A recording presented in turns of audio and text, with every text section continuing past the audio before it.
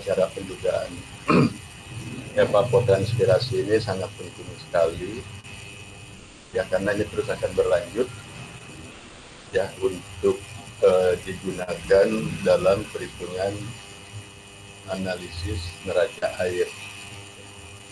Yang pasti kalau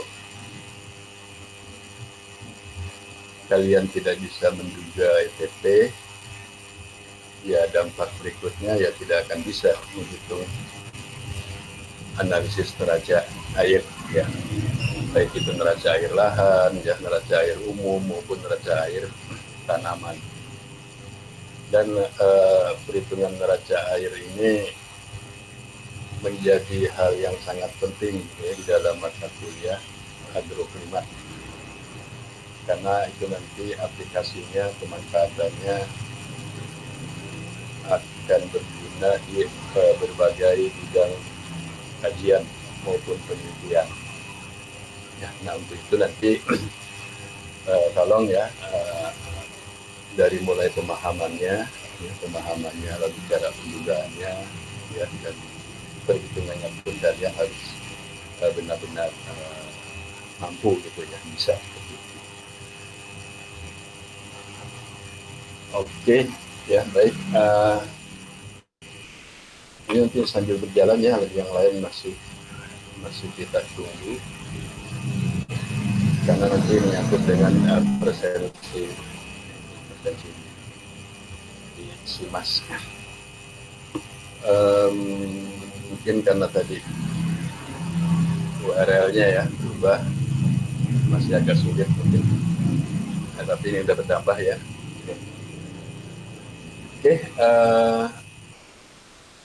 saya akan langsung saja karena ini materinya juga lumayan cukup banyak, dan tadi sebelum saya mengajar ini sudah saya email ya semua bahan pertemuan 6 untuk mata kuliah iklim mikro dan agroklimat ya, baik itu bentuk paparannya ya maupun contoh-contoh perhitungan di Excel. Mudah-mudahan nanti bisa kami pelajari. Oke, lanjut saja, saya akan tampilkan ya topik kita tentang evapotranspirasi.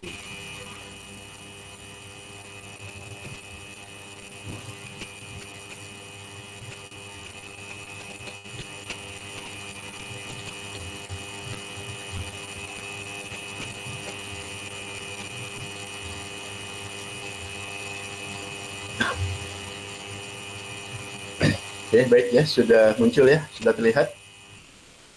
Suara saya bagus sudah? Siap, bagus Pak. Bagus ya, oke. Ya, jadi ini pertemuan 6 tentang evapotranspirasi. Nah, nanti topik atau materi yang akan kita bahas ada 2 ya sementara ini, karena nanti di pertemuan ke-7 masih lanjut ya, kita coba pelajari aplikasi dari cara perhitungan CTP ini ya. Nanti bagaimana konsep evapotranspirasi ya, ini harus dipahami dulu. Kemudian baru yang kedua nanti bagaimana ya menghitung atau menduga daripada evapotranspirasi ya, nanti dikenal ini adalah sebagai NTP. Seperti biasa ya, capaian daripada pembelajaran mata kuliah ini ya, CPMK. Jadi mahasiswa memahami dan mampu menjelaskan konsep evapotranspirasi serta melakukan validasi dan membandingkan hasil pendugaan ETP dari berbagai metode di bidang sains. Kemudian subcapaian pembelajaran mata kuliah ini ya, nah nanti saya mengharapkan Taruna mampu menjelaskan perbedaan hasil perhitungan ya pendugaan ETP, baik itu menggunakan metode Feynman ya, Feynman Montet, lalu menggunakan evaporasi panci kelas A ya, lalu satu metode lagi Town White, dan aplikasi Crawford ya, aplikasi Crawford 8.0.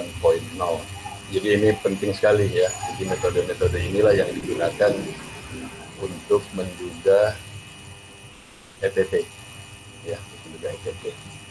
Ya, karena saya sering katakan ya bahwa ETP itu sebetulnya sulit ya untuk melakukan pengamatan ataupun alat untuk menduga ETP, walaupun katanya sekarang ada ya, saya tidak tahu validasinya seperti apa ya. Karena konsepnya ya kita lihat ya, jadi konsep daripada ETP ini ya, kita mulai dari batasan ETP. Jadi ETP ini adalah ukuran kehilangan air ya, atau penggunaan air dari suatu lahan melalui evaporasi tanah dan transpirasi tanaman. Ya, jelas ya. ET kehilangan air ya dari suatu lahan. Tapi melalui apa? Melalui evaporasi tanah ya. Evaporasi tanah itu biasanya bisa diukur oleh panci kelas A. Dan transpirasi tanaman ya, transpirasi tanaman ini yang sebetulnya sulit ya, yang sebetulnya sulit untuk dilakukan observasi ya, makanya dilakukan pendugaan ya melalui berbagai metode. Evaporasi sendiri ya sebagai kehilangan air, perluas lahan, satuannya adalah milimeter ya, jadi sama dengan satuan curah hujan ya, milimeter. Ini ada ilustrasi gambar ya, bagaimana evapotranspirasi itu ya. Kalau ini adalah suatu lahan ya, ini tanaman ya, nah maka kehilangan air dari permukaan lahan ya, itulah evaporasi yang diukur melalui panci kelas A. Nah, sementara kehilangan air ya atau penggunaan air ya dari tanaman ya, baik melalui daunnya, melalui batangnya dan seterusnya, itu yang disebut dengan transpirasi ya.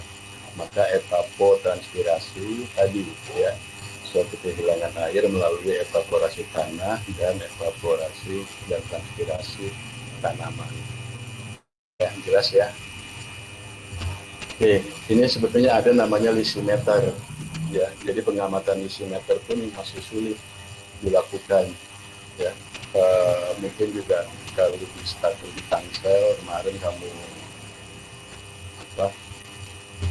kerja lapang di sana ya, kan nggak ada ya.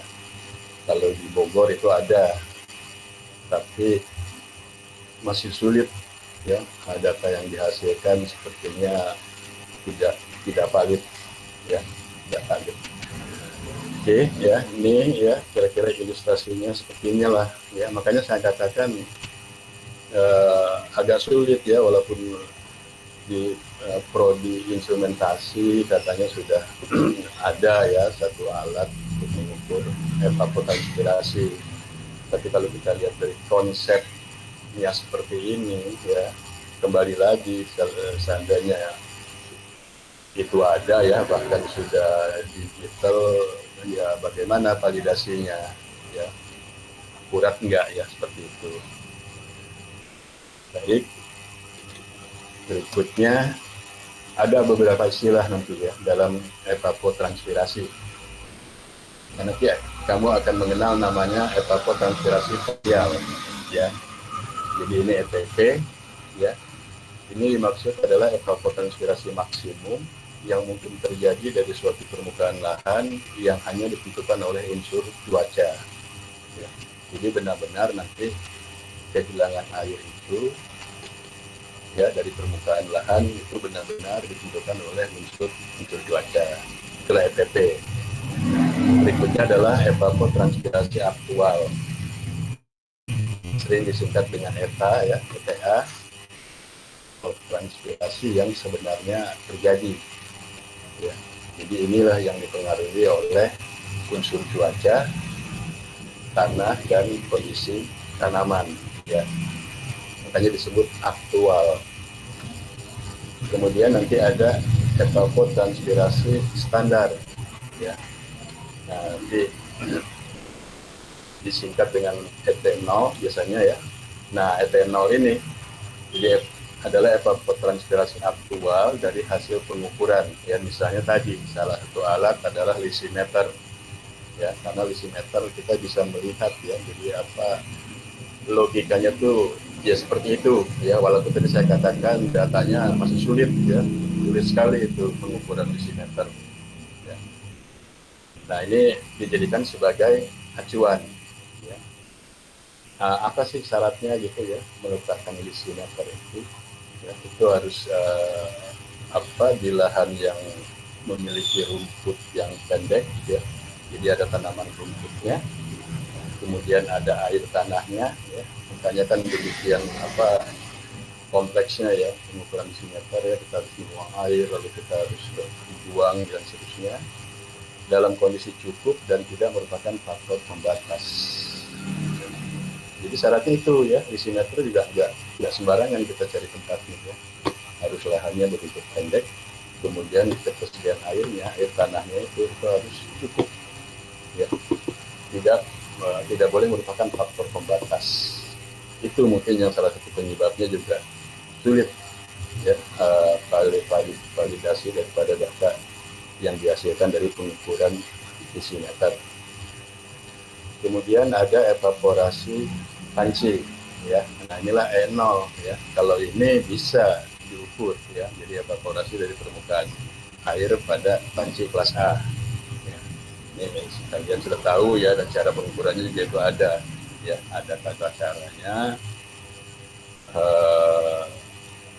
Meskipun nanti kalau dari pengalaman saya ketika terjadi hujan yang cukup deras ya, tinggi, ini kadang pengukuran evaporasi panci juga agak sulit ya, karena mungkin akan ada percikan-percikan air hujan ya yang masuk ke dalam panci itu ya keluar ya, kalau hujannya memang terlalu intensitasnya terlalu tinggi.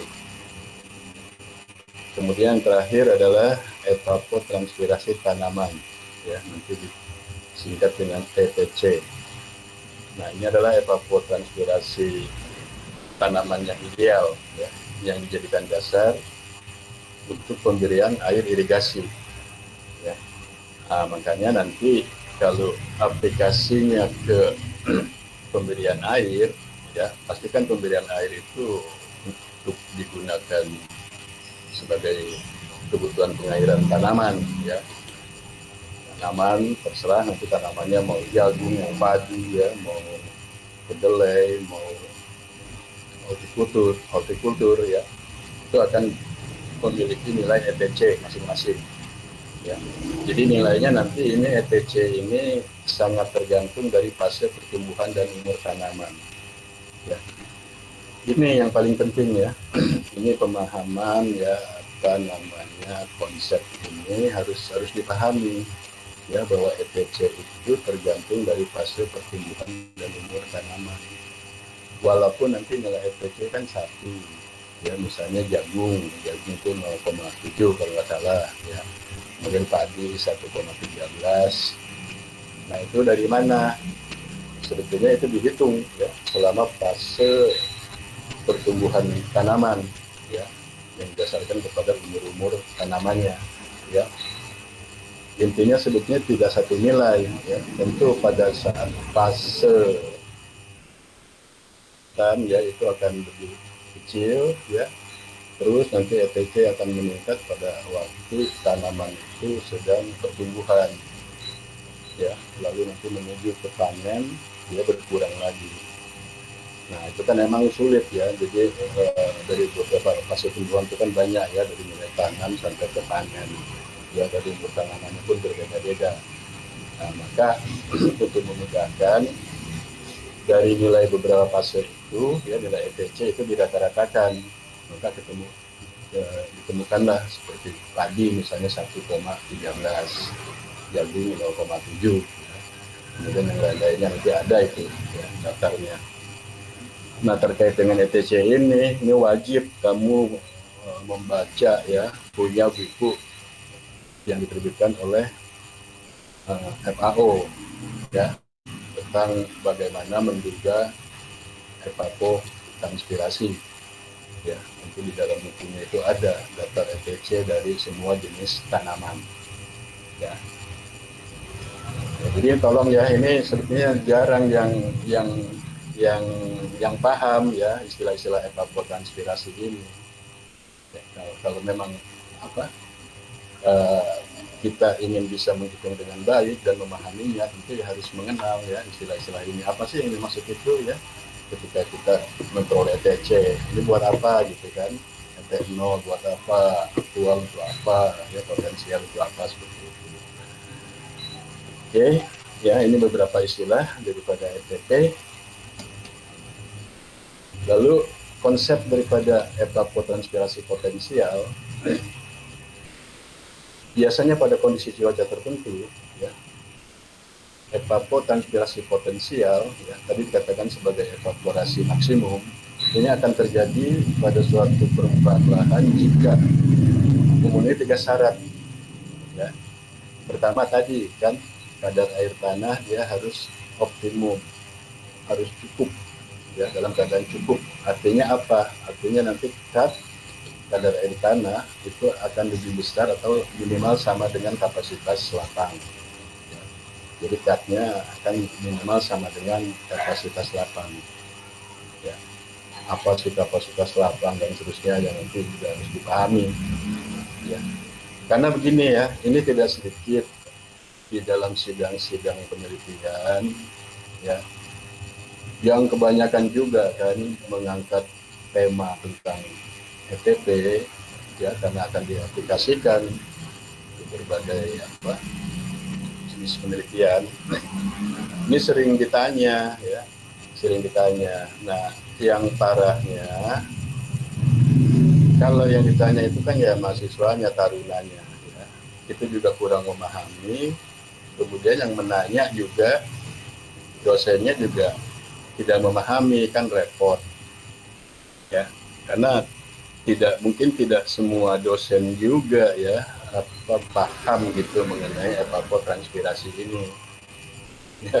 Kecuali mungkin oke lah ya beberapa dosen di prodi klimatologi, ya, tapi ya kita terus terang saja, mungkin kalau di prodi lain ya ini kan ya apa nggak paham ya apa itu evapotranspirasi, ya bagaimana dia bisa mencapai potensial gitu maksimum, ya. Nah ada 3 syarat ya. Jadi kadar air tanah harus cukup, ya minimal sama dengan kapasitas lapang. Lalu ada tanaman pendek, ya termasuk rumput-rumput pendek, ya. Nah kemudian tajuk tanaman juga harus menutup secara merata sempurna, ya di dalam lahan yang sedang diteliti, ya. Ini kan konsep ya, jadi harus dipahami. Pak, bagaimana kalau tanamannya tidak rata? Ya tentu tidak memenuhi konsep ini, ya. Misalnya apalah tanaman jagung misalnya, tapi dia ya tidak merata gitu ya. Tapi biasanya kan kalau perkebunan itu merata gitu ya. Termasuk kalau rumput pendek itu ya, dia merata. Ya. Kenapa? Kenapa sih harus 3 syarat ini dipenuhi? Karena kan mau maksimum. Ya ini kalau di debat begini aja tuh ya sering ya nggak bisa jawab gitu ya. Coba deh kamu jelaskan apa sih itu evapotranspirasi potensial maksimum, maksudnya apa gitu, bingung ya, nggak bisa menjelaskan gitu ya. Jadi ini konsepnya seperti ini ya, karena maksimum dia benar-benar harus maksimum ya, ada penguapan dari tanahnya, penguapan dari tanamannya ya, dan tanamannya pun harus merata sempurna, baru akan tercapai evapotranspirasi potensial. Oke, ya. Nah, ketiga syarat tersebut bertujuan untuk memaksimalkan laju penyerapan air tanah ya atau kehilangan air melalui evapotranspirasi ya, menjadi potensial. Jadi ini ya, ingat-ingat ini. Tolong diingat ya, kalau nanti misalnya di sidang di apa ditanya, oh ya yang maksimum syaratnya harus itu. Oke, berikut ini ada gambar ya tentang pemahaman apa sih tadi kadar air tanah dalam keadaan cukup, ya. Jadi kita bayangkan ya, ini tanah ya, ini ada tanaman, oke. Ya, itu kan tanah apa tanaman ini ada akarnya kan, akarnya masuk ke dalam tanah ya. Makanya juga perlu diingat nih konsep perhitungan neraca air itu dibatasi pada kedalaman 1 meter ya, kedalaman tanah 1 meter. Itu juga banyak ditanya, kok harus 1 meter, kenapa? Karena jelajah akar tanaman ini ya, terutama tanaman apa padi dan palawija serta hortikultur itu ada di sekitar kedalaman 1 meter. Ya.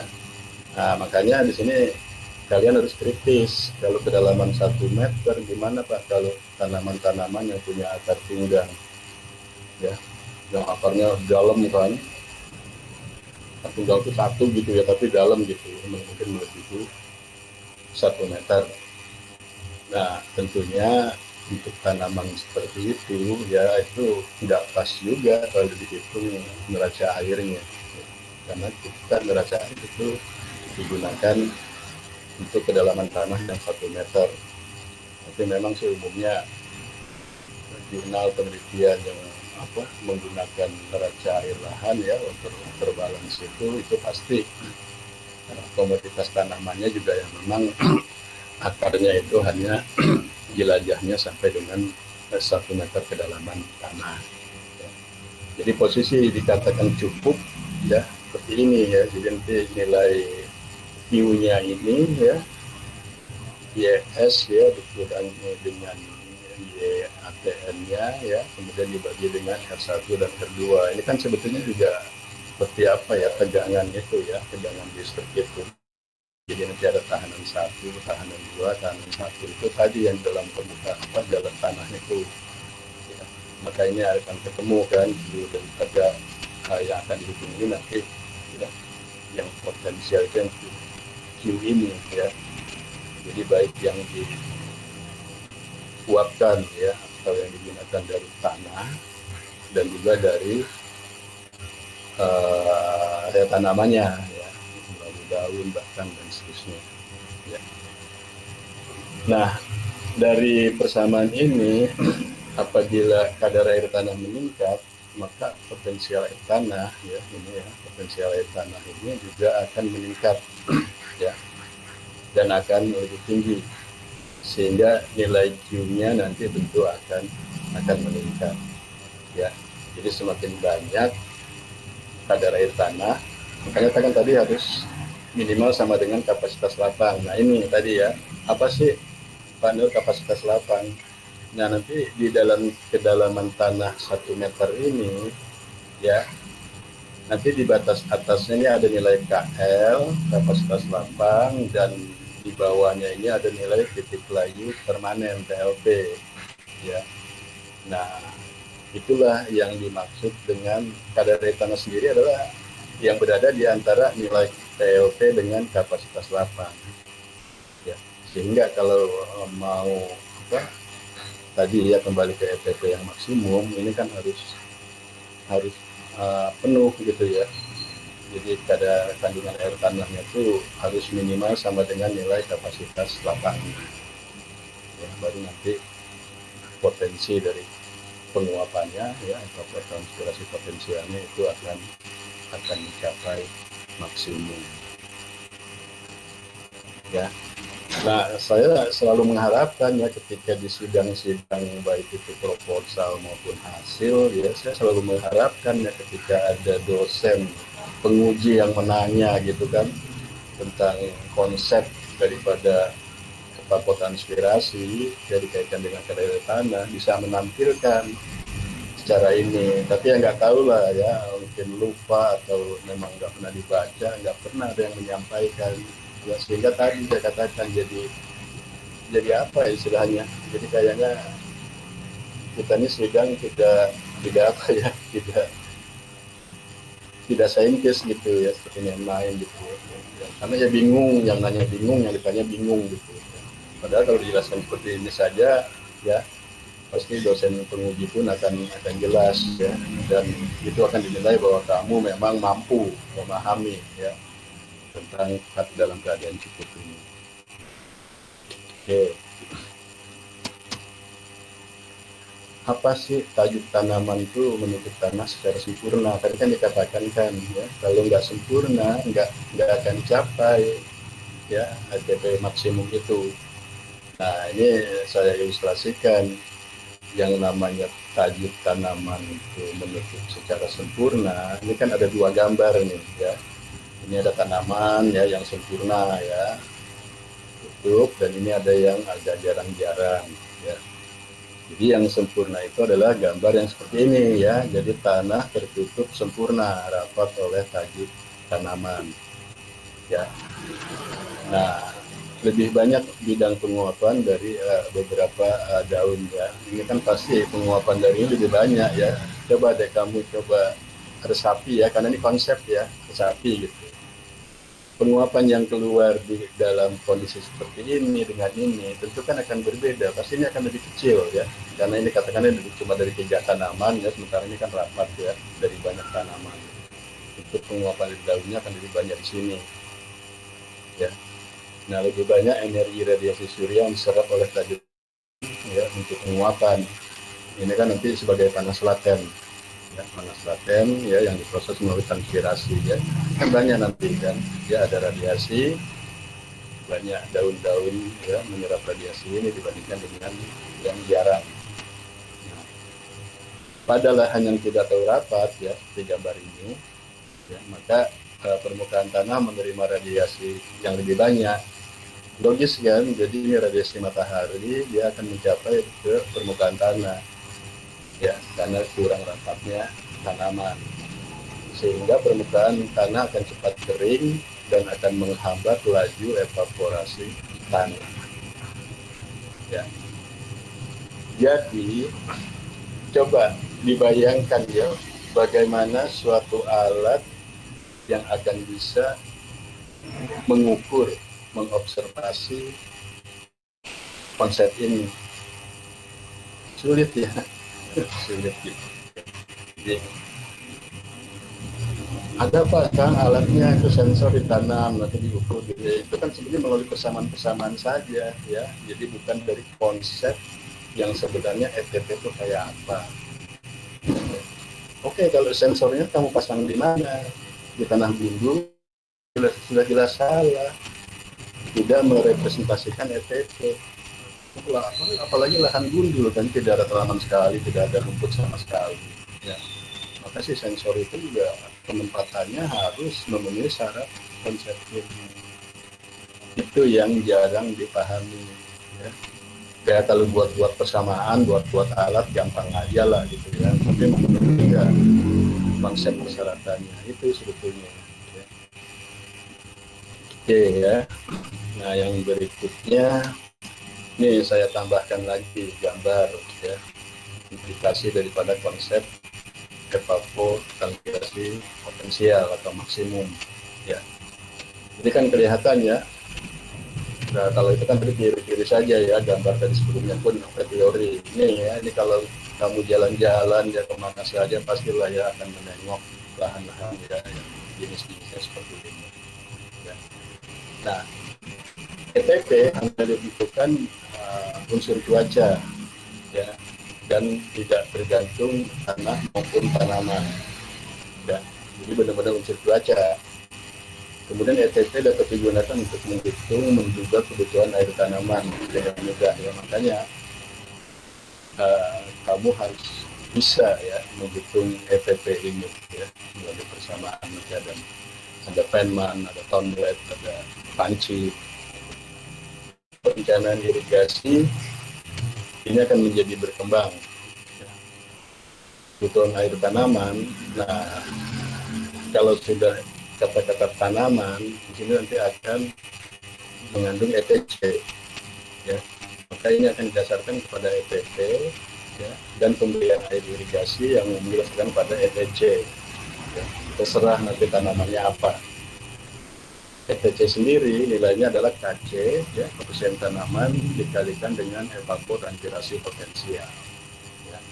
KC adalah koefisien tanaman. Ya. Saya katakan itu ada referensinya ya, dari berbagai komoditas tanaman. Oke ya. Ya, Jadi kalau seperti ini gambarannya ini kan bagus ya, lahan-lahan ini atau perkebunan kubis atau apa gitu ya, memang benar-benar tertutup ya, ini pun ya tertutup gitu ya, tanamannya itu merata. Kalau ini nggak ada, ini kan jadi tanah gundul. Lalu kamu menghitung EKP di sini, ya nggak usah dihitung lah, itu sama juga apa ya, kerjaan yang sia-sia. Tapi karena tidak memahami konsep itu kan ya dihitung aja gitu kan, gitu kamu kok EKP-nya gini, gini, padahal kalau dikejar dari konsepnya sudah salah. Ya jadi ini ya beberapa konsep yang harus dipahami ya ketika nanti kalian akan mengimplikasikan ya, kepada perhitungan neraca air ya, baik neraca air lahan maupun neraca air tanaman. Tolong dipahami ya konsep itu. Nah, lalu kita mulai bagaimana cara menduga ya. Makanya di sini saya berikan materinya pendugaan ya, bukan pengukuran dari dosimeter atau dari alat-alat yang katanya sekarang ditemukan ya ya. Karena memang kalau kamu rajin membuka jurnal-jurnal penelitian-penelitian ya tentang water balance, semuanya pendugaan EPP-nya itu menggunakan pendekatan-pendekatan ya dari berbagai metode. Oke ya. Nah, sebagai pendahuluan menduga besarnya evapotranspirasi tanaman ini menurut Handayani 1992 ini ada beberapa yang harus dilakukan. Pertama, menduga tadi ya PTM0 evapotranspirasi acuan. Kemudian menentukan koefisien tanaman tadi KC-nya. Nah, kemudian memperhatikan kondisi lingkungan setempat. Apa sih lingkungan setempat? Ya, dan bagaimana variasi iklimnya, bagaimana ketinggian tempat, bagaimana luas lahannya, air tersedianya, sampai salinitas, ada enggak irigasinya, dan budidaya pertaniannya apa. Jadi demikian nih, kompleks ya, kompleks itu. Ini menurut Handayani. Jadi begini, metode irigasi juga harus diperhatikan. Kita percuma juga menghitung ketersediaan air tanah pada lahan-lahan yang irigasinya bagus. Ya buat apa? Mau irigasinya ada. Irigasi juga nanti tergantung kepada curah hujan. Ya. Nah, maka perhitungan ETP itu untuk menggunakan air itu bagusnya pada lahan-lahan yang memang pada hujan, ya, lahan pertanian yang pada hujan, ya, yang irigasinya mungkin minim lah ya, berdasarkan seperti itu. Nah, tadi dikatakan ada evapotranspirasi acuan. Apa sih? Adalah nilai evapotranspirasi tanaman tumpuk-tumpukan yang terhampar menutupi tanah dengan ketinggian 8-15 cm.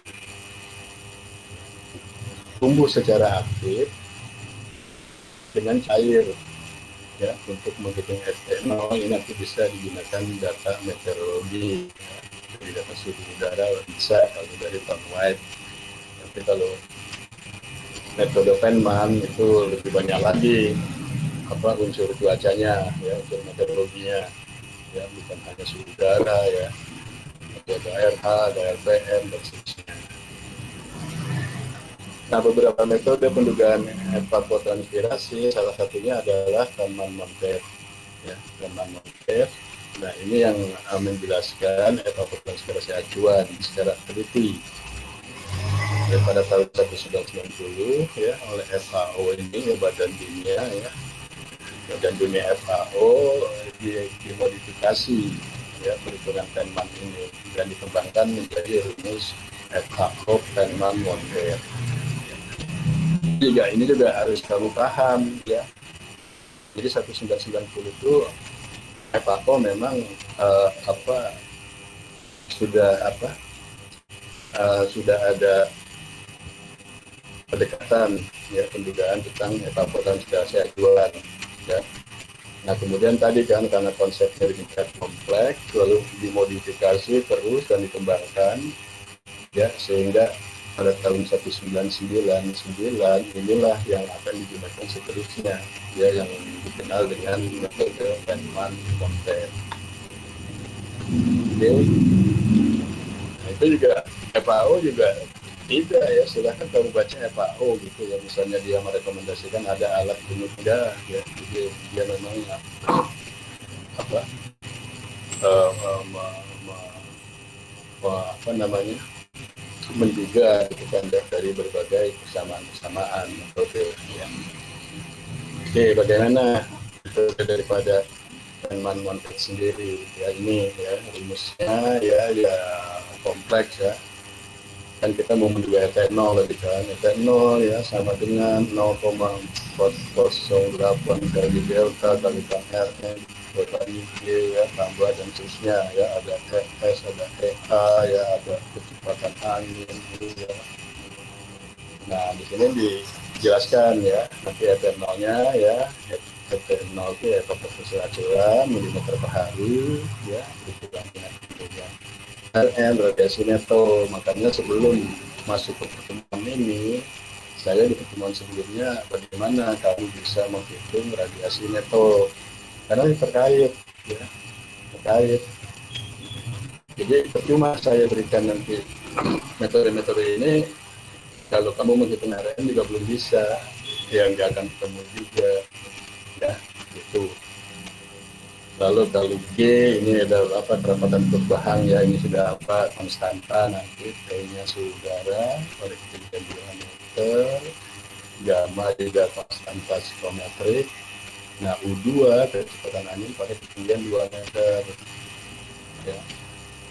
Kan kebanyakan pengamatan kita observasi itu kan 10 meter ya, simak itu kan 10 meter anemometer itu ya. Nah, ini disyaratkannya jangan pakai itu ya, kadang kan ya itu kalau nggak ngerti udah ambil data kecepatan angin dari satu entah dari apa di Kusima atau apa ya, pada itu ketinggian 10 meter ya, maka harus konversi dulu ke dalam ketinggian 2 meter ya, ada caranya dengan RS tekanan uap jenuh dan RA tekanan uap aktual ya. Nanti kan bisa dihitung ya, kemarin dari cara perhitungan radiasi ini udah ya, itu nanti kamu lihat lagi tuh ya Excelnya ya, walaupun tadi juga saya kirim kembali tapi lupa ya. Kemudian delta adalah slope kurva tekanan uap ya, nanti ada rumusnya. Oke. Nah dari yang rumus tadi kan banyak tuh kompleks ya, nah biasa jadi kamu kalau menyelesaikan ya biasa lah ya, menyelesaikan rumus yang demikian kompleks itu kan satu persatu dihitung ya, dicari apanya dulu gitu ya. Nah ini carikan Rn ya, radiasi neto, RNS dikurangi RNJ ya, sudah kita bahas di pertemuan sebelumnya. Lalu ini ada apa lambda et rumusnya seperti ini ya. Nanti di sini ada unsur Rn kan sudah dapat dihitung dari sini, G ini adalah konstanta ya. Nah yang lain-lainnya ini ya nanti harus hitung lagi ya, hitung lagi menurut persamaan berikut ya. Nah deltanya yang menurut Allen F98 ya seperti ini menghitung delta ya. Ini kan udah mulai nih ya, oh ini berarti butuh data T saja ya. T maka delta akan ketemu ya, yang merupakan slope kurva tekanan uap ya. Kemudian konstanta psikometrik juga usah dicari, ini sudah konstanta, namanya konstanta kan 0,655 kali 10 pangkat 3 P. Nah, tapi muncul Pak P ini gimana? Tekanan atmosfer, ya dicari, ya ada rumusnya. P sama dengan 101,3 ya kalikan seperti itu. Ya. Jadi artinya sudah terjawab semua tuh tadi, ya masing-masing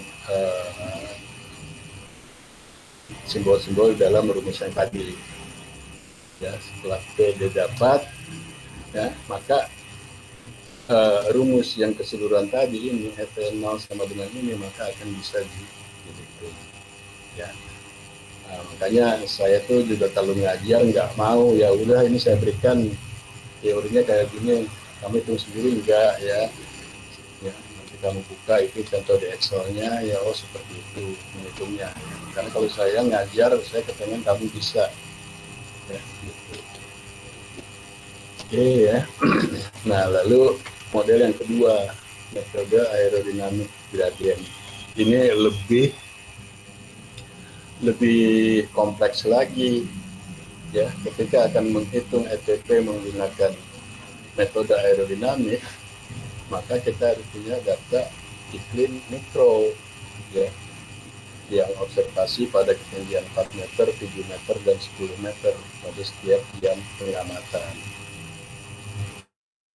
Nah, perhitungannya seperti ini ya. QE sama dengan ya bla bla bla ya, ini ada unsur L ya, L-nya adalah konstanta, kemudian ini-nya ya, E adalah apa, QE dibagi L ya, laju atau transpirasi.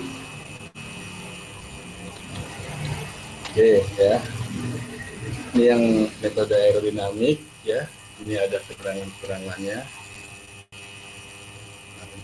sangat kompleks sekali.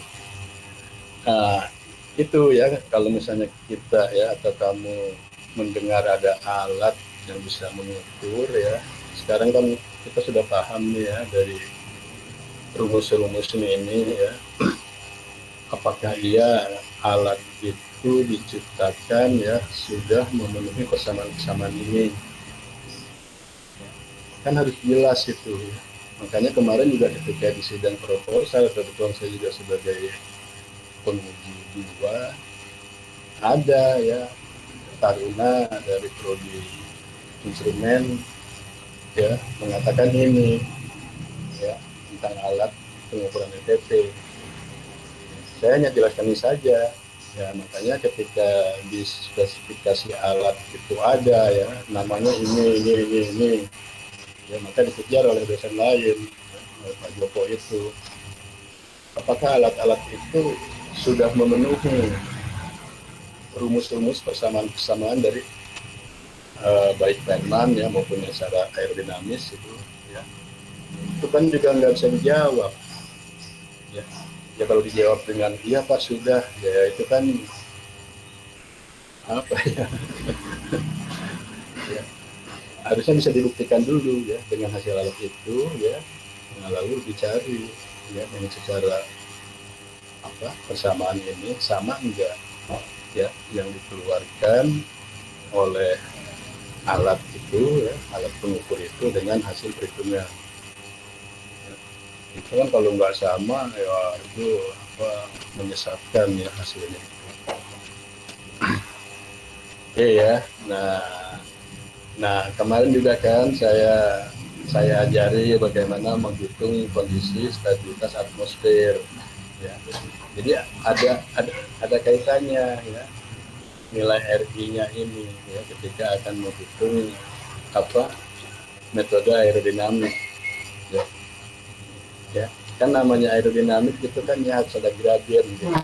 Gradien itu ketika ada observasi di berbagai ketinggian 4, 7, 10 ya, dan itu juga harus dicari kondisi atmosfernya seperti apa ya, apakah netral ya kan, apakah stabil tidak stabil ya. Nah, tujuannya ke situ. Oke. Nah ini ya cara-cara menghitungnya lah ya, cara-cara menghitungnya seperti itu ya dengan konstanta-konstantanya. Jadi ini memang saya belum yakin juga ya kalau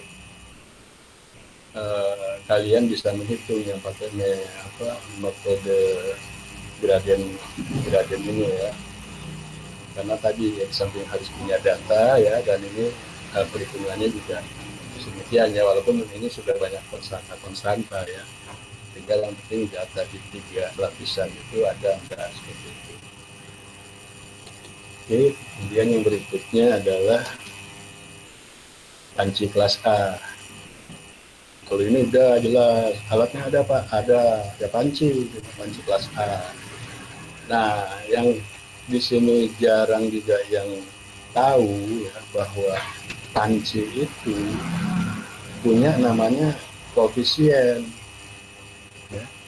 Jadi evaporasi panci kelas A ini berfungsi untuk mengukur evaporasi agar dapat dikonversi menjadi nilai evapotranspirasi, ya, ini kan evaporasi, ya.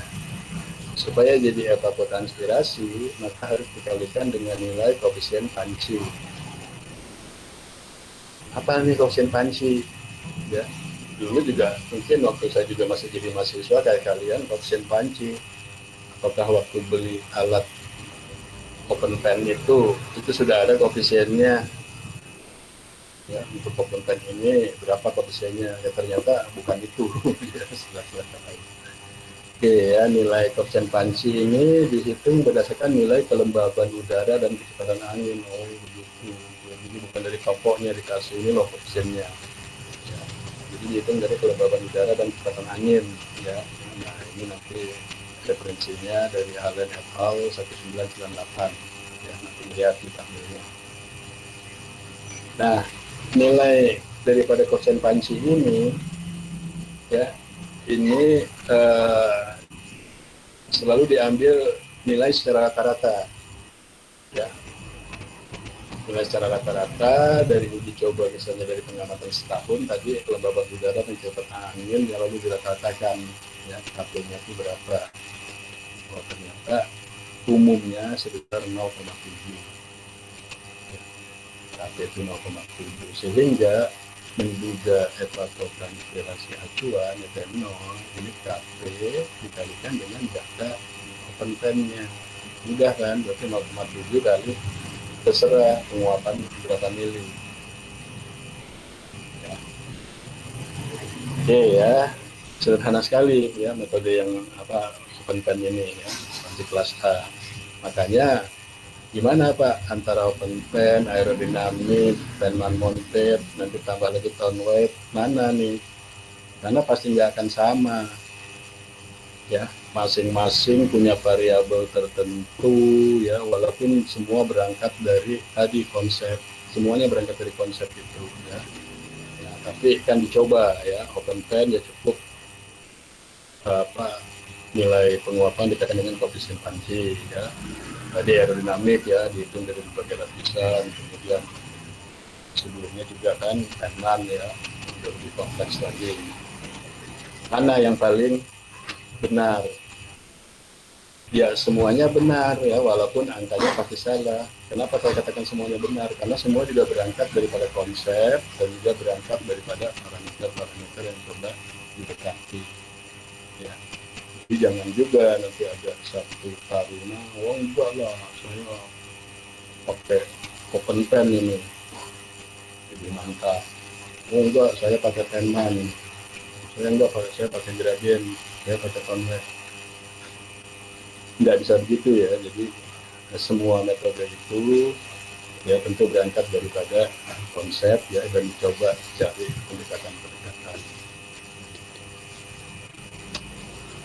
Ya, inilah tabel koefisien Panchi ya, yang tadi ya, sumbernya diambil dari Allen et al. 98 ya, kan hubungan antara kecepatan angin dengan RH kelembaban ya. Nah di sini sudah ditabelkan untuk kelembaban yang kurang dari 40 disebut rendah, kemudian yang sedang 40-70, dan tinggi lebih dari 70 ya. Lalu dipadukan dengan U-nya, kecepatan angin meter per sekon ya. Yang kurang dari 2 maka akan diperoleh nilai KP pada masing-masing RH seperti ini. Ya, ketika kecepatan anginnya sedang 2-5 maka nilai KP-nya seperti ini ya, dan ketika kuat nilainya seperti ini ya. Ini tabel KP. Pak, saya akan menghitung nanti di Karangkoso, saya akan menghitung di mana Banjarbaru. Gunakan data Banjarbaru, data Karangkoso, ambil dari kecepatan anginnya ini dengan RH-nya ya, nanti dibuat ya, ini contoh di Bogor ya, di Bogor menggunakan data 2009 Januari ke Desember ya, tentu ada datanya ya, dari Januari ke Desember kecepatan angin maupun RH-nya ya. Maka ini coba diplot ya, nilai KP-nya hubungan antara ini dengan ini ya, tanggal 1 sekian, tanggal 2 sekian, terus sampai 365 hari ya. Nah, maka diperoleh seperti ini ya. Memang kan pasti berfluktuasi itu ya. Nah, tapi kalau ini dirata-ratakan ya, lihat ini kan antara 0,68 ya sampai ini 0,85 ya maksimum gitu. Nah, ini maka kalau dirata-ratakan ini memang mendekati 0,7. Jadi harus tahu ya, itu juga pernah terjadi di sidang. Loh kok KP 0,7 ya? Dari mana ya? Ya dari sananya Pak, dari pagi gitu ya. Ya nggak seperti itu jawabnya ya, bahwa KP itu dihitung ya dari hubungan antara tekanan angin dengan kelembaban ya. Nah, berdasarkan data ya, misalnya ini data tenaga penelitian di Bogor ya dengan kategori 9 diperoleh seperti ini. Nah, dan ini kalau kita katakan memang nilainya 0,7 ya. Oke ya, panci. Nah, tadi ya saya katakan kita sudah banyak metode kan ya, sudah banyak metode. Mana Pak yang paling baik ya? Karena saya katakan kan semuanya baik ya, tapi di antara yang baik-baik itu pasti ada yang lebih baik ya, paham ya? Kayak kamu juga semuanya kan baik-baik ya, tapi pasti ada yang lebih baik ya. Nah, maka di statistika juga sudah saya ajarkan ya, untuk mencari atau menguji ya, menguji nilai yang terbaik ya dari berbagai luaran metode. Itu kita menggunakan C student ya, C student square itu sama aja ya, harusnya seperti ini ya. C student sama dengan sigma daripada OI observasi dikurangi pendugaan dikuadratkan dibagi dengan pendugaan ya, berapa ya. Nah, nanti masing-masing dihitung. Untuk Feynman menghasilkan berapa, untuk gradien berapa, untuk panci berapa, untuk pamlet berapa. Di satu titik, ya misalnya di Bogor, sudah yang paling, nanti C ini adalah yang paling diambil yang paling rendah. Ya. Karena kan dari rumusnya kelihatan nih ya. Observasi dikurangi pendugaan, dibagi dengan pendugaan. Berarti kalau pendugaannya semakin mendekati observasi ya, maka akan mengecilkan nilai C kuadratnya, C square-nya. Paham ya? Itu filosofinya. Maka diambil nanti nilai C square yang terkecil ya dari metode-metode itu. Oke. Nah, ini menguji ya, ketika kita menggunakan berbagai metode, mau ngambil yang mana, gunakan ini. Karena ada juga nanti kan pengujian itu melalui quotient determinasi atau quotient korelasi, ya. Itu beda. Ya. Kalau quotient korelasi, misalnya R itu kan untuk menguji keeratan daripada bukan nilainya, tapi apa ya, keeratan hubungan kelinearannya. Kalau data ini turun, kasih dugaan juga turun. Kalau data naik, kasih dugaan juga naik gitu. Tapi seberapa nilainya sama dengan observasi? Enggak. Ya, nah itu boleh digunakan pakai R. Nah, tapi kalau di sini kan kita akan menghitung berapa nilai dari masing-masing metode yang akan digunakan Q-square. Oke, ya. Oke, kita lihat ya, memasuki hasil. Ini jadi saya coba menggunakan data tahun 2009 dari Bogor ya. Apa datanya yang ada ya, data standar sangkar cuaca pada ketinggian 2 meter ya, suhu maksimum harian, minimum, suhu rata-rata ya, termometer BBBK ya, dari BBBK ya ketemu RH ya. Kemudian curah hujan dan kecepatan angin pada ketinggian 2 meter, nanti kita konversi dari 10 ke 2, jatuhnya berapa. Kemudian juga karena Bogor ada tadi ada pancinya ya, ini kan ada data evaporasinya. Ini cuma contoh hasil dari radiasi neto ya, radiasi neto, karena kan RN ini sebetulnya nanti akan ada kaitannya dengan rumus Riemann-Montet ya, yang tadi ada tuh RN ya. Nah ini hasil RN di Staklim Bogor ya, itu kelihatan sekali ya. Jadi apa namanya, profil ya, profil RN dari Januari ke Desember itu ya, ini memang seperti kayak gerak matahari kan ya, gerak matahari utara selatan gitu ya, dia akan maksimal di bulan Maret ya, pas ya.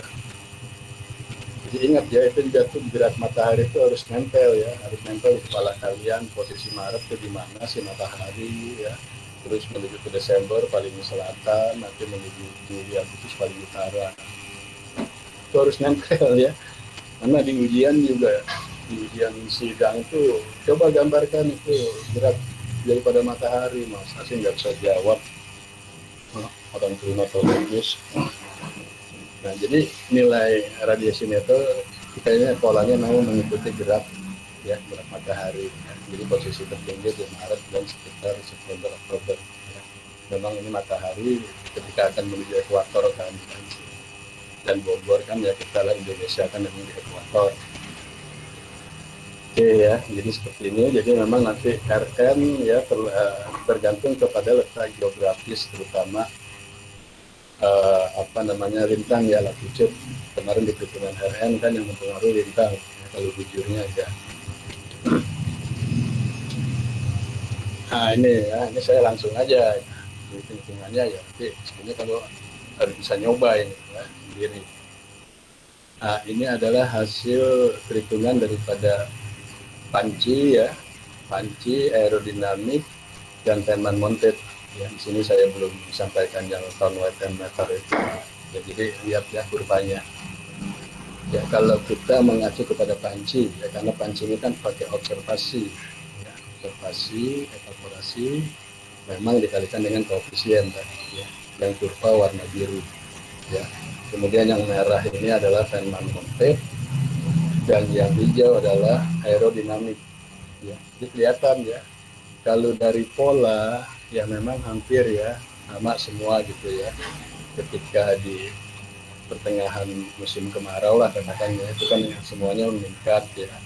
Tapi di musim hujan kan ya DGF ini kan rendah pola. Ya. Tapi secara nilai yang aerodinamik nih ya umumnya upper ya, selalu lebih tinggi daripada panci ya maupun Riemann-Montet ya, sementara Riemann memang akan lebih mendekati dengan panci ya. Makanya dari hasil ini juga banyak yang menyarankan beberapa peneliti, kalau mau menghitung ETP gunakanlah, kalau tidak ada panci ya gunakanlah Riemann ya, jangan pakai aerodinamik ya. Tapi nanti yang tonret ya kita bahas sendiri. Jadi seperti ini ya hasilnya. Kemudian tadi kan kita cari nilai C-square-nya. Inilah nilai C-square, hubungan antara metode dan observasi. Ya. Jadi antara aerodinamik dengan panci ya ini tinggi sekali. Ya.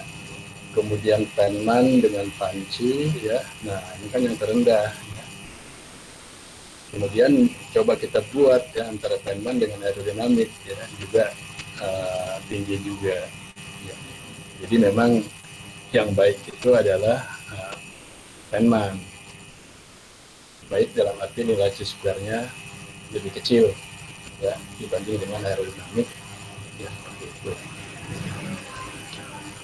Oke ya, nah ini nanti pembahasan ya, ini kan selalu ini saya ulang-ulang lagi ya. Kalau tadi sebelumnya ini kan kita ngomong hasil ya. Hasil C-square-nya kayak gini, hasil perhitungan RPP dari masing-masing metode seperti itu, kita kan bulan Mei bla bla bla bla sampai akhir tahun dan terusnya ya. Nah pembahasan itu nggak begitu ya. Jadi ketika kamu membahas kenapa tuh tadi hasil seperti itu, ya, maka harus cari referensi ya. Misalnya ini ya dari Summer et al 2005 kan ya, FTP metode aerodinamik cenderung dipengaruhi oleh profil vertikal suhu tadi kan, karena di tiga lapisan itu kecepatan angin dan RH. Menurut Summer, evaporasi malam hari dapat diabaikan karena nilai energi rendah yang disebabkan tidak terjadi ya, tidak ada energi radiasi berdasarkan teori tersebut, maka nilai evapotranspirasi pada metode ini merupakan nilai selama 12 jam ya, 12 jam dengan asumsi evaporasi pada malam hari tidak terjadi. Nah, ini kan referensi dari Summer kemudian ya. Kemudian Wolfart 2010 ya. Yaitu dia bicara tentang sensor ya. Jadi nanti ada juga sensor itu pada pada suatu kondisi tertentu ya, apalagi kalau menggunakan grafik itu ya, itu tidak bisa mendetek katanya ya, jadi tidak peka gitu ya, sehingga di sini juga akan dikatakan ya akan menghasilkan nilai negatif ya pada metode aerodinamik ya. Ini karena tadi ternyata kepekaan sensor ya pada lapisan tertentu mungkin tidak peka. Oke, kemudian di sini yang paling menarik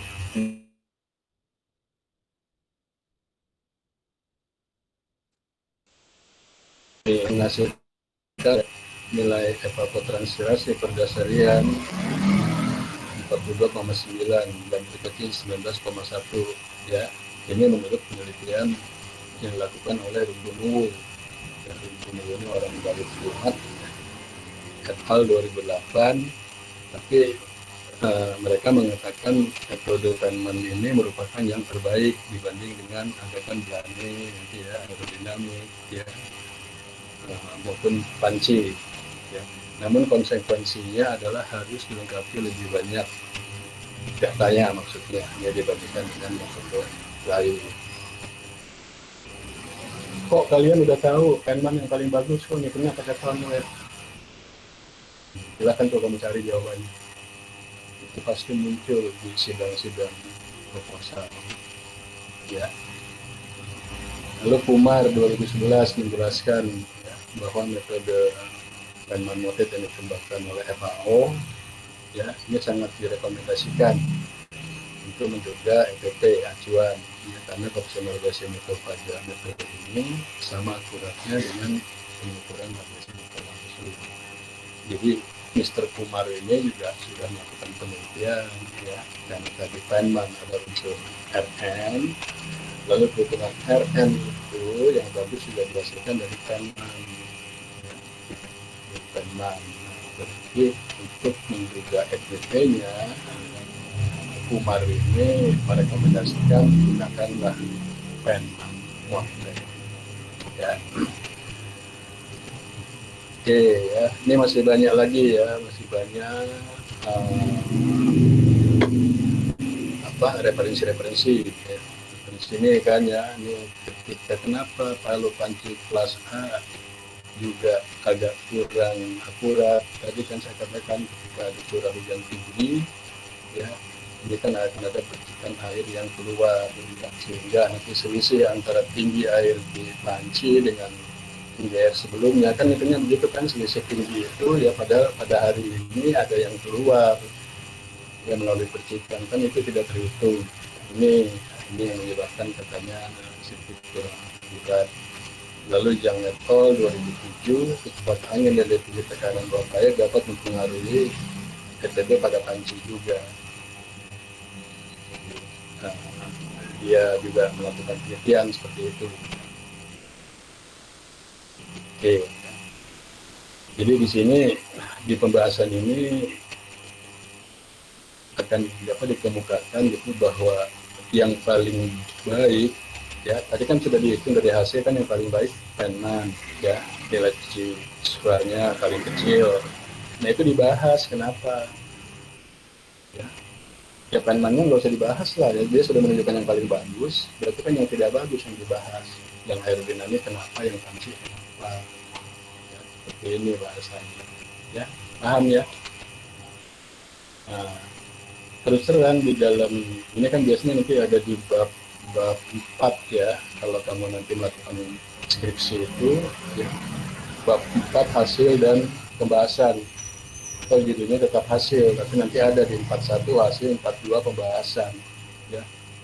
Selama ini saya baca dari hasil-hasil itu ya, ya mohon maaf ya, jarang yang mengkaitkan ya hasil itu kayak begitu, kenapa alasannya, jarang ya. Kebanyakan pembahasan itu hanya copy paste saja dari hasil ya. Cuma dibumbu-bumbuin dikit ya, itu pun tidak ada referensinya ya. Tolong ya, itu kayak seperti itu tuh mungkin ke depan udah nggak bisa lagi ya. Oke, kemudian nah ini ya, bagaimana tuh ya dibandingkan dari hasil-hasil metode tadi. Pertama, intensitas radiasi matahari kan nilai tertingginya pada periode kering ya, bulan-bulan kering itu oke, bisa dipahami semua. Kemudian yang kedua, pendugaan ETP metode aerodinamik nilainya lebih tinggi ya kan, dibandingkan dengan metode lainnya dari chi-square-nya ya, dan Feynman yang lebih kecil ya. Nah, hal ini menunjukkan memang Feynman yang lebih baik ya. Kemudian berdasarkan ketiga metode tersebut, maka Feynman hasilnya mendekati Tanti ya. Kedekatan data Tanti kelas A dengan metode Feynman didasarkan pada kedekatan presentasi data yang berbeda. Ya, ini kan hasil ya, hanya cerita hasil saja dari bandingan masing-masing metode. Baik. Oh iya, ini kita sampai jam berapa? Jam 10 ya? Halo? Jam 10 Kak. Jam 10 ya, oke. Oke ya, jadi tadi itu ya, jadi kita tadi berangkat dari konsep, ya. Konsep, coba kami pahami, lalu bagaimana menduga dengan beberapa pendekatan metode, ya, Feynman method, aerodinamik, dan open plan. Nah, karena masuk ini yang sering digunakan ya, metode Thornwright, ya lengkapnya juga Thornwright ammeter gitu ya, Thornwright ammeter. Nah, ETP menggunakan metode Thornwright meter ini dikembangkan sejak 1957. Saya aja belum lahir itu ya, apalagi kalian gitu kan. Nah, disusun dalam skala waktu bulanan ya, primatologis ya. Tahapannya ya nanti ya kita lihat. Pak, bagaimana Pak itu Thornwright meter 1957? Nanti saya dibantai oleh penguji. Emang nggak ada yang tahun-tahun baru gitu 2021 yang mencoba membuat persamaan menghitung ETP? Ya jawab saja nggak ada. Nah, dan Thornwright meter ini ya sudah familiar, sudah umum ya. Orang peneliti semua tahu lah gitu ya. Ketika ngomong ETP itu di kepalanya sudah ada Thornwright. Ya, jadi sudah umum ya, walaupun itu 1957 ya.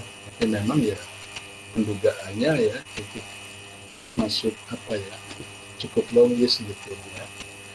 Nah ini kan ya bagaimana perhitungan ETP ya, menggunakan Thornwright ini.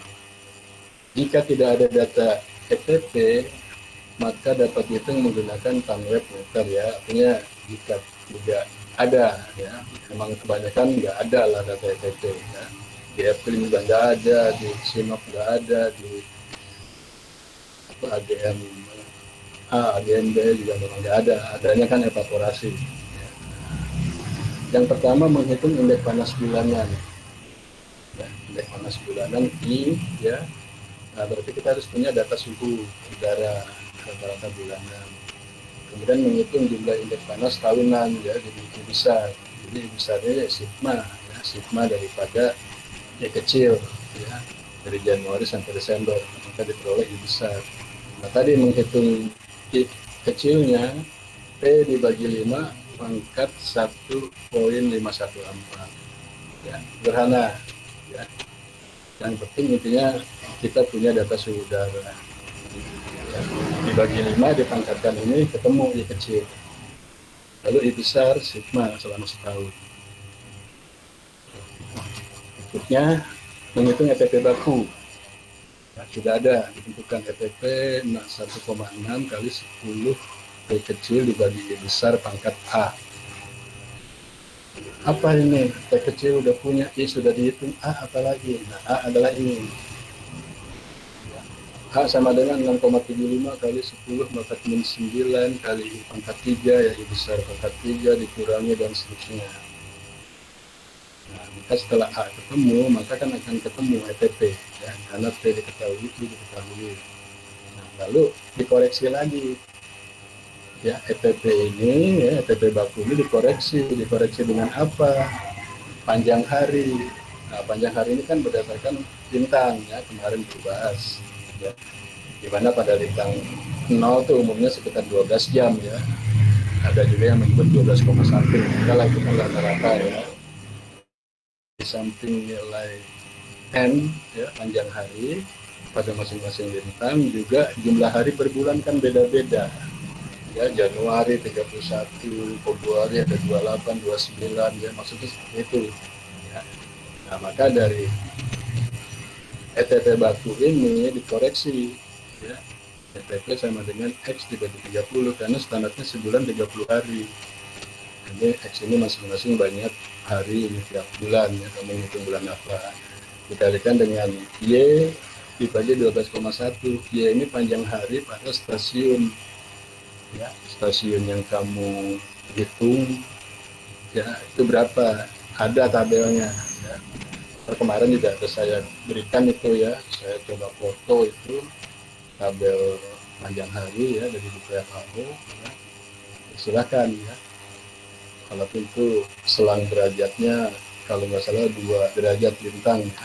Kita mau mencari titik, nggak ada Pak, ini kan adanya 4 dengan 6, lokasi saya 5, ya sudah 4 tambah 6 itu dibagi 2 dapat di 5 itu ya, seperti itu ya.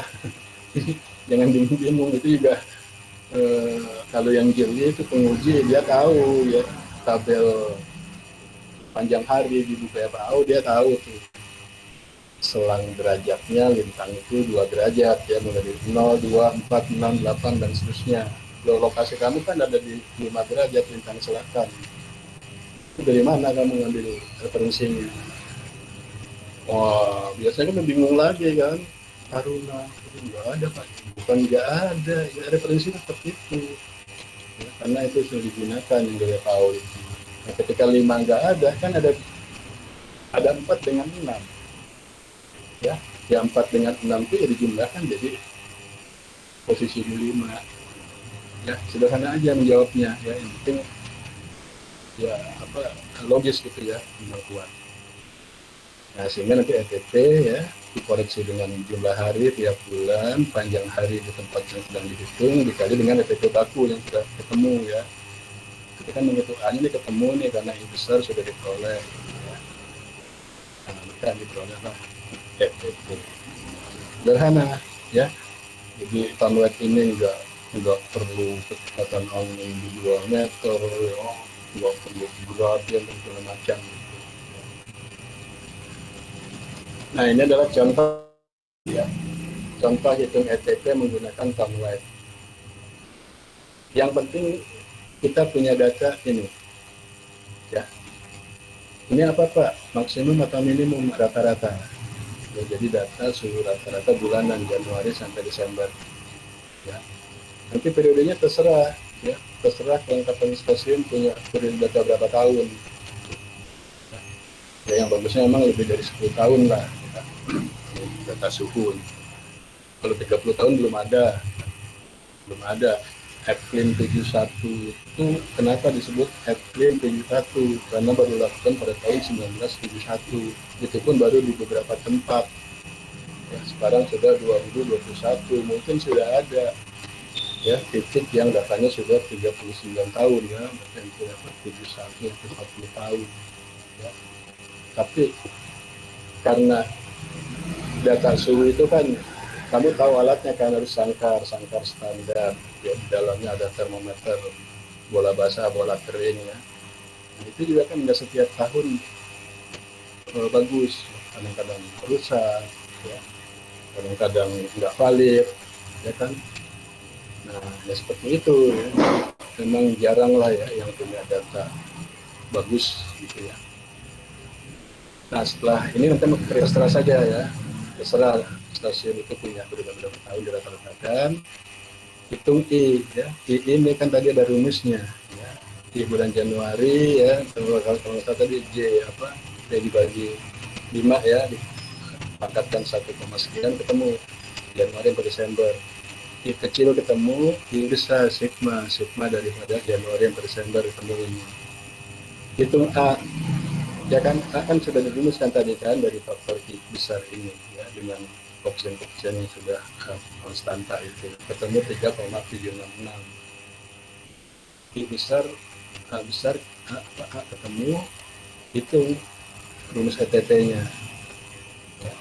Nah, ketemu ini ETT baku, lalu dikoreksi dengan jumlah hari. Januari 31, Februari katakanlah 28 ya, 31, 30 dan seterusnya. Nah ini dihitung dengan panjang hari pada titik yang sedang kami lakukan ya. Ternyata panjang harinya Januari 12,4, Februari 12,3 dan seterusnya. Oke. Nah jumlah hari ketemu, panjang hari ketemu, jadilah ETT koreksi ya. Ini ada koreksi ya, X per 30, Y per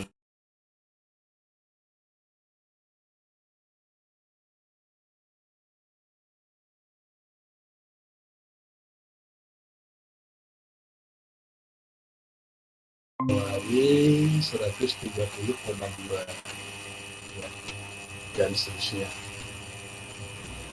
ya. Karena kalau dari Penman ya, nanti kita akan menggunakan aplikasi Penman itu tuh harian ya, maka dikalikan nanti dengan jumlah hari ya. Ada yang bingungan ya, Polri sudah menghitung 14, kok kecil sekali Pak, Januari cuma berapa 3, sekian loh, itu kan satu hari, kalau dikalikan 31 kan mendekati 100 ya. Nah kalau yang ini download ini luarannya sudah bulanan. Oke. Nah sedikit ya, ini udah latihannya sebagai contoh saja ya. Ini nanti di Excel ya, sudah saya kirimkan untuk Startim Maros ya, menggunakan data 10 tahun 2001-2010 ya, datanya dari FBIM ya. Ya masing-masing parameternya adalah ini. Nah, tadi yang penting yang harus dikonversi adalah mengubah data kecepatan angin dari 10 meter menjadi 2 meter. Gunakan ini. Jadi dugaan di 2 meter sama dengan UZ ya. UZ ini pada standar 10 meter ya, dikalikan ini. 4,87 dibagi lon ya. Lon ini di 6,7,8 ya, kalikan jet dikurangi 5,2 baru dilonkan ya. Baru 4,87 dibagi hasil ini dikalikan dengan kecepatan angin pada 10 meter, maka ketemu Q2. Oke, dan jangan lupa ya, satuannya harus meter per sekon. Oke ya, itu sebetulnya ya. Lalu menghitung ETP ya. Ini contohnya akan menggunakan Penman ya. Lalu juga ya, makanya ini Senin depan juga kita akan bahas ya mengenai aplikasi Propot versi 8 ya, siapa ya. Lalu coba dibandingkan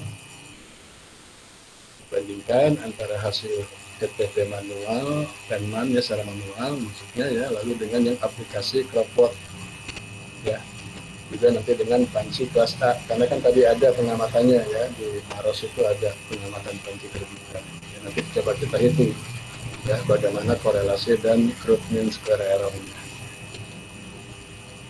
Oke ya, nah ini kira-kira alur ya, alur perhitungan menggunakan yang aplikasi Cropbot seperti ini ya, dari mulai data ya itu sampai nanti selesai ya. Nanti akan ada di sini korelasi dan RMSE ya dari masing-masing metode ya, Panci, PanWeb dengan Penman ya. Nah, ini sebagai hasil saja ya, ini perbandingan KTP Penman dengan Panci. Nah, yang biru ini Penman ya, jadi hampir mirip juga dengan yang di Bogor tadi ya. Perhitungan Penman itu sedikit lebih tinggi daripada Panci ya. Kalau Panci kan dia punya observasinya kan dari evaporasi lalu dikalikan persen Panci ya, ketemu ini ya. Lalu Penman ya dengan persamaannya ketemu ini. Nah, seperti ini di Maros. Gimana Pak? Saya mau gunakan yang mana? Nah, gunakan yang mana? Nah, nanti dicari ya, antara observasi dengan dugaan.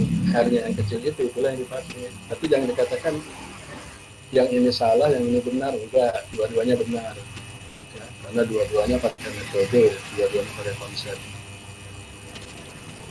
Oke. Nah, ini ya, ini coba kan dicari korelasi dan RMSE antara Penman dan Panci ya.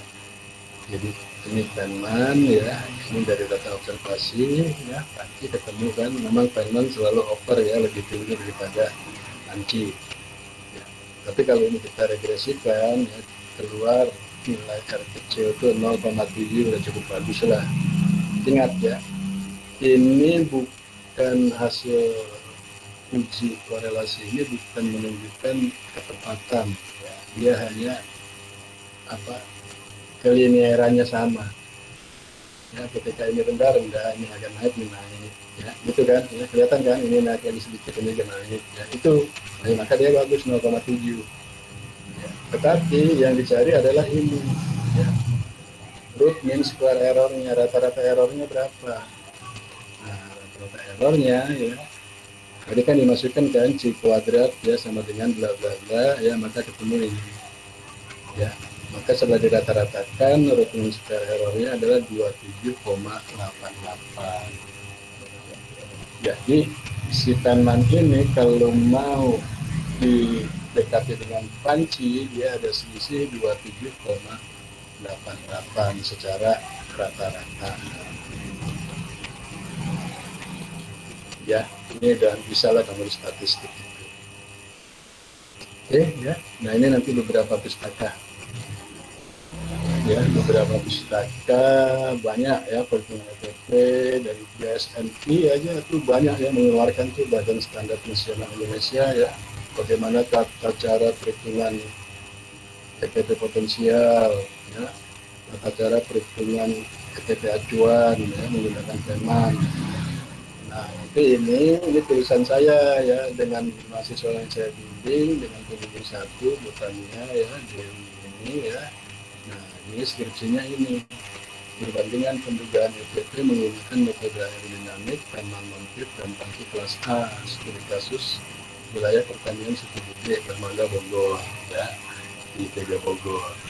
Ini juga skripsi dan juga pernah dibuat jurnal bersama-sama dengan saya ya, masuk itu di jurnal STMKG ya kalau nggak salah. Nah, kemudian ini ya, ini yang saya sarankan kalian harus punya ya buku ini ya.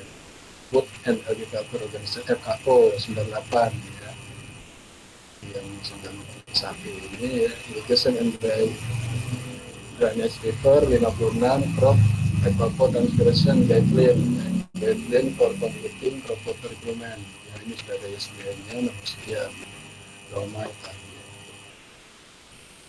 Ini sudah saya pustaka ini kalau kamu punya aja nih kelima ini ya, 1, 2, 3, 4, 5, wah udah matang itu ya, memahami tentang EPP dan perhitungannya. Oke ya, jadi baik itu ya. Nah, nanti cara-cara perhitungannya ya mungkin nanti minggu depan sekaligus kita akan mempraktekkan ya aplikasi daripada robot gitu ya. Kalau bahan paparan saya rasa menurut saya ini sudah cukup nih ya, tinggal kamu baca-baca lagi saja. Tapi saya kepengen tadi ya buku-buku referensi itu ya harusnya kamu ada lah. Silakan ya, mungkin ini kita masih ada waktu sekitar 10 menit. Kalau mau ada yang diskusi tentang ETP ini, silakan. Mohon izin Pak, izin bertanya Pak. Ya, silakan. Mohon izin Pak, kan tadi perhitungan ETP itu tadi berdasarkan dari pemaparan materi di Bapak itu didasarkan salah satunya tuh dari berdasarkan suhu udara, terus suhu, terus dan curah hujan. Nah, ada apakah perhitungan yang mana mengukur ETP itu berdasarkan ini Pak, untuk wilayah-wilayah yang sistem perairannya itu menggunakan sistem irigasi gitu Pak? Apakah ada perbedaan atau menggunakan metode yang sama gitu? Oke, ya, nah, ini juga bagus ya. Nah, ini kan begini nih ya. Jadi dari pertanyaan ini bagus ya. Ini pertanyaan ini melatar belakangi kayaknya kita ketika menghitung ETP membabi buta semua lokasi. Ya, itu. Ya makanya tadi saya di awal berangkat dulu. Kita berangkat dari konsep perhitungan ETP. ETP-nya sendiri itu apa sih? Ya, ada yang sedang potensial, ada aktual, ya, ada ETC dan seterusnya. Ya, lalu sampai saya berikan kan gambar-gambar wilayah contoh gitu ya yang idealnya bisa dihitung ETP ya, kayak lahan harus berumput terserah namanya ya, kondisi air tanahnya harus apa apa namanya eh, sama dengan kapasitas lapang paling tidak ya, bahkan lebih kalau bisa ya. Maka berangkat dari konsep-konsep itu, nah ketika nanti kita memilih wilayah penelitian kita, analisis neraca air lahan di Kabupaten A atau Provinsi A. Kita sudah tahu lah, semua orang sudah tahu satu kabupaten itu kan pasti mungkin di sana ada irigasi. Irigasi juga harus kamu pelajari tuh ya, ada irigasi teknis yang sudah bagus ya, ada semi teknis, ada irigasi sederhana ya, gitu. Nah, makanya ketika kamu menghitung nilai ETP-nya, kan yang dihitung bukan dari daerah status irigasinya, pos stasiunnya, pos hujannya tuh di posisi mana ya. Nah, lalu analisis ini akan kamu aplikasikan ke apa gitu ya. Misalnya saya menghitung neraca air lahan ini untuk penentuan periode tanam atau waktu jadwal tanam padi, jagung atau apa gitu ya. Nah, maka kan kita lihat ya di sentra-sentra mana itu ada ya, sentra jagung, sentra padi ya. Nah, baru dipilih pos hujan yang mendekati sentra itu. Nah, artinya ketika kalian sudah menghitung water balance ya, neraca air di titik itu yang sudah ditentukan ya dekat dengan sentra, ya itu sudah memenuhi syarat ya, ketika nanti hasil perhitungannya bisa mewakili daerah sentra itu ya. Nah, itu nanti terlepas adanya irigasi atau tidak ya di sentra itu gitu. Nah, berdasarkan konsep tadi luaran hitungan hasil ETP ya itu kan tadi ya pada kedalaman tanahnya 1 meter ya, lahan bentuk lahannya demikian ya, dan cuma emang unsur cuaca yang berperan di situ ya, tidak ada nanti faktor irigasi teknis masuk ke situ ya. Kalau ada irigasi teknis masuk ke sentra perkebunan itu ya nggak usah dihitung lah, ngapain kita capek-capek ngitung itu ya, pasti akan apa akan pasti aman terairi sepanjang tahun kalau ada irigasinya gitu ya. Jadi seperti itu. Nah, ada nggak Pak metode gitu, metode menghitung neraca air lahan di daerah yang dialiri irigasi? Ya nggak ada, ya nggak ada. Nah, nanti di dalam neraca air itu kan ada namanya neraca air umum. Nah, neraca air umum ini biasanya digunakan nanti di bidang hidrologi. Ya, dia sederhana saja. Yang penting ada output air masukan dan air keluaran. Ya, itu. Dia nggak melihat nilai KC, nggak melihat itu lahannya tertutup tanaman atau rumput, enggak. Ya, nah itu namanya neraca air umum. Ya, sederhana saja. Nah, air masukan dikurangi dengan air yang keluar ya. Nah, itu biasanya memang di hidrologi ya, tapi kalau di pertanian pasti menggunakan neraca air lahan. Maka lahannya itu memang ya lahan yang satu-satunya air masuk adalah curah hujan ya, maka dikatakan itu adalah lahan tada hujan ya. Itu juga kan sudah pakemnya begitu konsepnya ya, masukkan satu-satunya air di lahan itu adalah curah hujan. Jadi kalau ada air irigasi ya, makanya kalau kamu misalnya menghitung di Pantura Jawa Barat sentra padi ya, itu kan ada irigasi dari Jatiluhur ya, dari waduk Jatiluhur ya. Ya itu kita percuma ya, itu nggak dihitung juga ya, tergantung nanti. Nah, tadi neraca air umum di Jatiluhurnya itu ya, antara inflow dan outflow-nya gitu. Itu saja. Ya, berperan kepada nanti sistem pengairan irigasi namanya, bukan neraca air lahan. Ya, jadi ini bagus ya pertanyaan gitu. Itu juga sering ditanya ya ketika di ujian. Ini kamu sudah menentukan wilayah mana? Makanya sekarang saya nggak mau kalau oke Pak, saya akan menghitung di Jawa Barat. Oke, kalau lokasinya Jawa Barat, atau Jawa Tengah, atau Jawa Timur, atau Sumatera Selatan, ya, nggak usah. Nah sekarang cari, kamu ngitungnya apa, untuk apa? Padi, cari sentra padinya. Harus kamu cari peta sebaran sentra padi di provinsi yang kamu pilih. Ya udah, nanti kamu ngitungnya di daerah sentra-sentra itu. Ya, yang jelas-jelas itu memang sentra dan tidak ada irigasi masuk ke sana.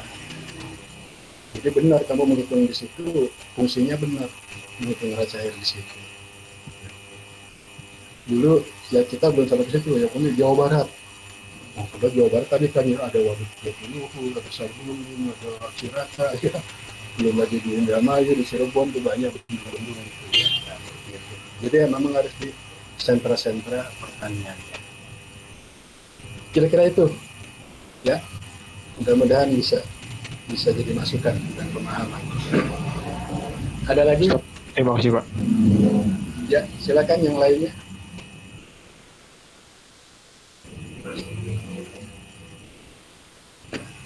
Nilai KC ya, saya ingatkan lagi nilai KC itu rata-rata. Ya, kan pasti satu nilai ya, tomat sekian, jagung sekian, padi sekian, nanti ada anggur sekian segala macam. Itu rata-rata ya.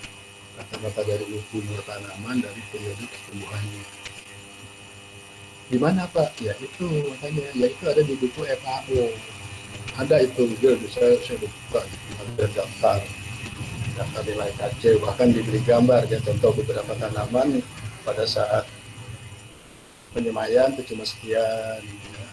Nanti pertumbuhan meningkat, nanti nilai pengisian biji kalau padi kan pengisian malai itu sekian dan nanti mendekati pengeringan kurang.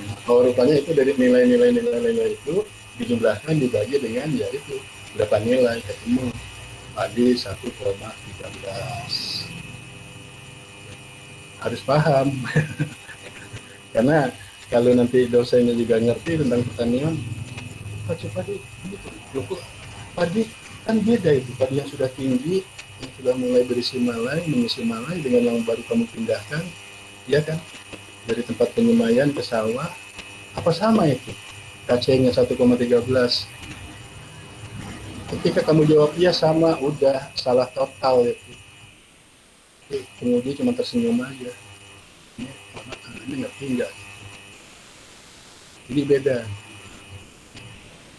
Makanya kalau di aplikasi, tentu kan perhitungan seperti itu harus ada aplikasi. Di Cropot itu sebetulnya sudah itu ya. Nanti ketika menghitung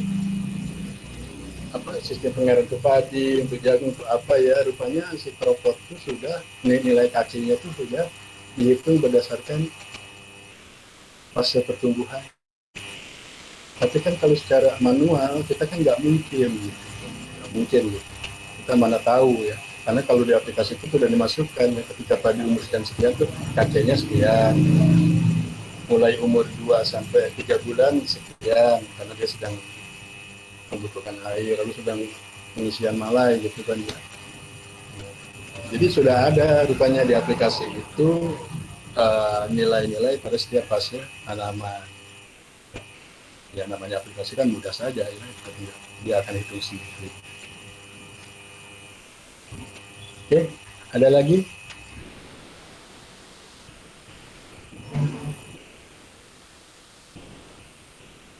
Bahkan taruninya, ini biasanya taruni nih yang senang-senang kesini ya. Soalnya pengalaman saya waktu kuliah di IPB, teman saya lebih banyak mahasiswi. Di IPB itu lebih banyak mahasiswi. Ya, ibu-ibu ini senang ke pertanian gitu. Tapi lucunya kalau praktikum di lapangan mau nanam biji aja masih pakai tisu, jadi pegang, sehingga dia marahin sama dosen bimbing itu. Kalau mau jadi petani jangan takut sama tanah, sama tanah, kotor tanah, nanti cuci tangan lah. Oke, ada dari Taruni? Siap, belum ada Pak. Oke ya, kalau nggak ada itu bahan kan sudah ya. Ini karena waktu kan ya, saya nggak bisa menampilkan itu perhitungan di Excel ya. Nah, yang pasti itu saya kirim 3 ya Excel itu ya. Itu perhitungan KTP ya, di Maros, lalu sebelumnya perhitungan RN kan ya, radiasi di Maros yang minggu lalu sebenarnya sudah ya. Dan nanti RN-nya saya ambil dari situ di perhitungan KTP-nya. Lalu ada perhitungan sederhana yang model tonlite ya. Coba ya kamu lihat-lihat aja dulu. Ya. Nanti mungkin minggu depan sekalian kita coba aplikasikan aplikasi Cropot itu ya. Sekalian kita bahas kalau memang ada masalah. Oke, kalau nggak ada lagi mungkin cukup sekian dulu ya. Nanti kita tunggu lagi siang. Oke ya, saya akan lihat dulu. Dan ini masih lengkap tadi ya, jadi tolong nanti ya saya bisa di-share screen ya. Kita yang utuh itu pertemuan ya dengan salah satu slide yang saya tampilkan. Baik, demikian. Selamat siang, terima kasih, jaga kesehatan selalu. Siap, terima kasih Pak. Terima kasih Pak. Oke. Terima kasih Pak.